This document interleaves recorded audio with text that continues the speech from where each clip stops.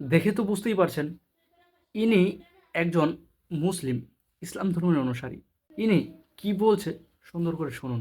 ওদের গীতায় যে ছেলে মাকে হ্যাঁ, ধর্ষণ করবে, শুনতে পেরেছেন? আরেকবার শুনে নিন। যে ছেলে মাকে ধর্ষণ করবে, এটা লেখা আছে, কিন্তু বলবো না। এর জবাবটা আমি দিচ্ছি।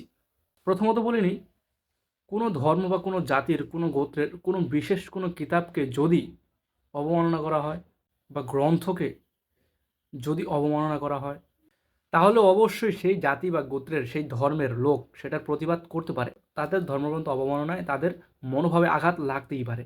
সে ব্যক্তিগতভাবে তাকে কিছু বলতে পারে। এখানে অসীম সরকার কিছু একটা বলেছেন ওনাদের ধর্মগ্রন্থ কোরআন নিয়ে।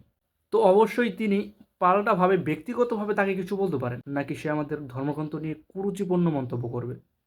আমার হাতে গীতা আছে, উনি কি দেখাতে পারবেন এমন কোনো কথা গীতাতে লেখা আছে? আর যদি না দেখাতে পারেন, তাহলে অবশ্যই সবার সামনে এসে মাপ চাইতে হবে, নয়তো এর প্রতিবাদও আমরা করতে জানি। যত পারো ভিডিওটাকে শেয়ার করে দাও। প্রত্যেকটা ভারতবাসীকে এই ভিডিও দেখাতে হবে। যে ন্যায় বিচার চাইছে সেই অন্যায় করছে।